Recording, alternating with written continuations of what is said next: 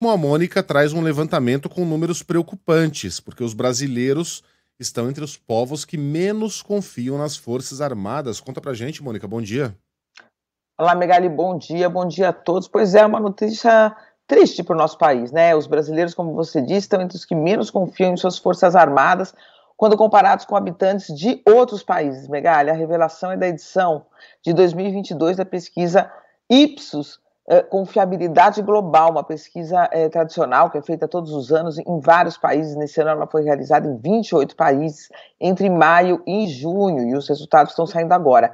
De acordo com essa pesquisa, apenas 30% dos brasileiros acreditam nos militares.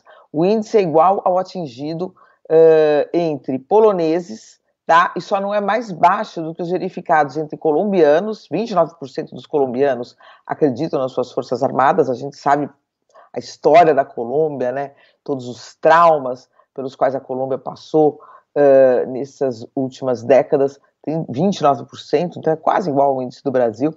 Os sul-africanos, 28%, e os sul-coreanos, 25%. Então nós estamos em quarto lugar, junto com a Polônia, no conjunto de 28 países, quando a gente fala em credibilidade das Forças Armadas. A taxa brasileira, ela ficou 11 pontos, Megali, abaixo da média global. Né, quando a gente pega os países todos e faz uma média, 41% acreditam em suas Forças Armadas. Também é um índice baixo, mas o nosso consegue ser ainda pior. O sentimento de credibilidade, né, caiu em relação ao ano passado. A mesma pesquisa mostrou que 35% dos brasileiros, no ano passado, diziam confiar nos militares. Esse levantamento mediu também, Megali, a percepção dos cidadãos desses vários países sobre a confiança relacionada a algumas outras profissões. Políticos também não podem festejar, Megali, o que também é uma notícia triste, né?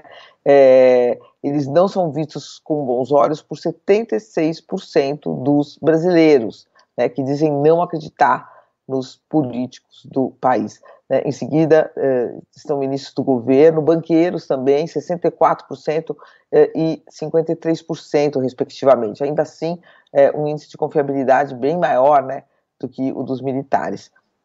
No outro extremo, você veja, né, 64% dos brasileiros que responderam à pesquisa apontaram os professores como o grupo mais confiável. Né? Depois aparecem os cientistas, 61%, os médicos, 59%. Você vê que estamos com um índice bom aí entre cientistas, médicos, professores. Né? Então, esse levantamento consultou 21 mil adultos ao redor do mundo, entre 27 de maio e 10 de junho, 1.000 deles aqui no Brasil. Foram países, né, vários países como Argentina, Austrália, Canadá, Chile, China, Colômbia, como a gente já disse, França, Alemanha, Grã-Bretanha, Hungria, Índia, Itália, Japão, Malásia, México, Holanda, Peru, Polônia, Arábia Saudita, África do Sul, como a gente já disse, e Coreia do Sul, como a gente já disse, Espanha, Suécia, Suíça, Turquia e Estados Unidos. Todos esses países, em todos esses países foi aplicada essa pesquisa, e aí está esse resultado, que é triste, né, Megali? Porque o ideal seria a gente ter uma confiança total nos nossos políticos, nas nossas Forças Armadas, porque a gente vive aí todo mundo no mesmo barco e teria que ter uma confiança bem grande, né, nos nossos militares e em quem nos representa também, Megali. Mônica, como não há uma pesquisa anterior, não tem como a gente fazer um comparativo, né? Sim, tem uma Ah, pesquisa tem uma anterior. anterior? Opa. 35% no ano passado, eu fiz essa Não, citação, não, acho mas, que foi essa citação não, rápida. mas anterior que eu digo é coisa de 5, 10 anos atrás, com um espaço de Ah, tempo maior. sim, deve ter, eu não estou com ela em mãos aqui, e o fato é que caiu em relação ao ano passado, né, já é um sinal disso. Mas a gente tem pesquisas, Megali, a gente fazendo uma busca rápida, talvez a gente encontre, em que o índice de confiabilidade das Forças Armadas, né, há um tempo atrás era muito grande, né, sempre elas estiveram ali, é claro, sempre em comparação, né, Megali, tem um amigo meu que brinca, que ele fala que quando perguntam para ele, tá tudo bem, ele fala em relação ao quê, né, sempre é uma comparação. Então, você nunca teve uma instituição brasileira que tivesse a confiança de 100% da população, não que eu me recorde, mas a gente já teve pesquisas que mostraram que o índice de confiança nas Forças Armadas era muito alto, e várias sondagens vêm mostrando que esse índice vem infelizmente, caindo. Claro que quando as Forças Armadas ficam mais expostas, tem uma participação maior, né, aparecem mais, né, tem maior destaque, é óbvio que elas também colhem um desgaste, né, equivalente. A gente sabe que nos anos recentes os militares assumiram postos-chave de governo em momentos delicados, então é óbvio que eles sofrem um desgaste, é algo que me Mônica, parece bem. Passou aí, vamos lá. encontrei aqui, ó, é uma outra pesquisa e tal, mas em 2018, 25% diziam que confiavam muito nas Forças Armadas. 25, perdão, em 2021, ano passado, 25% diziam que confiavam muito. Em 2018, esse índice era de 34%. Então, em questão de 3 anos, a gente teve uma redução de 9 pontos percentuais, né? Nessa outra pesquisa que você está lendo, mas tem o confiam muito e confiam. Confiam muito. Quando a gente fala confia e confia muito, aí o número é positivo, 70%. Segundo a pesquisa anual A Cara da Democracia. Mas, enfim, a gente vê que esses números estão em tendência de queda. E eu tenho a impressão, Mônica, que é porque a amostragem que a gente vê do Exército, prestem atenção no que eu estou falando, tá? Não é muito positiva. O que a gente vê é general, coronel tendo uma atuação política, ativista, como a gente falou agora há pouco do coronel Ricardo Santana espalhando fake news na internet, general Pazuello fazendo o que fez durante a pandemia.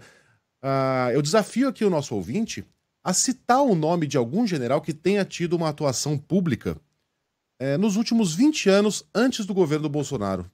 A gente não lembra.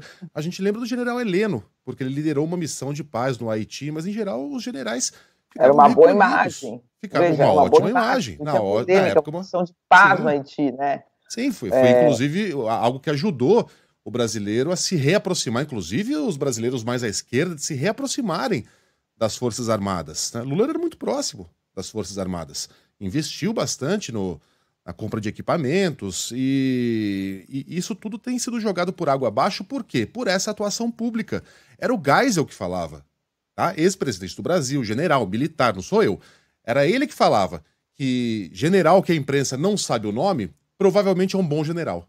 Porque tem uma atuação interna dentro dos quartéis. Quando o militar extrapola essa função, ele já começou errado.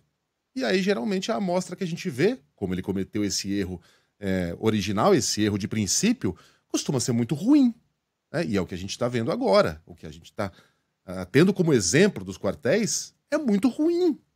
Certamente aqueles de quem a gente não sabe o nome têm uma atuação muito boa. E tenho certeza que são a maioria, né, Mônica? Uhum. Sim, sim. Agora, a partir do momento que você tem General Mourão, vice, General Braga Neto, vice, a exposição é enorme, ainda que eles não estejam mais, General Mourão não está mais na ativa, Ministro da Defesa, Ministério da Defesa indo lá para falar de urna, quer dizer, é claro que as Forças Armadas ganharam protagonismo absoluto nesses anos de governo, e é claro que isso traz, infelizmente, um desgaste, né, porque é uma instituição. Lembrando que as Forças Armadas não são um poder, são uma instituição que serve aos outros poderes, né, aos 3 poderes constituídos, mas ela acaba sofrendo desgaste a partir do momento em que ela avança para ser protagonista, né, ou para tentar ser protagonista, né, enfim, então sofre esse desgaste que nós estamos vendo aí. Então essa pesquisa, diferente dessa pesquisa que você leu, ela faz um comparativo com o mundo, né. Então a gente vê que há países que confiam mais nos seus militares, né, do que nós. É isso.